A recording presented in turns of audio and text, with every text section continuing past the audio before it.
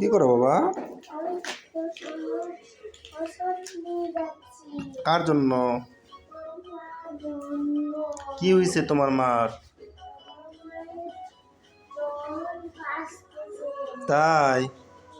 কার কাছে ওষুধ দিতে যাচ্ছ? টাকা আছে তোমার কাছে?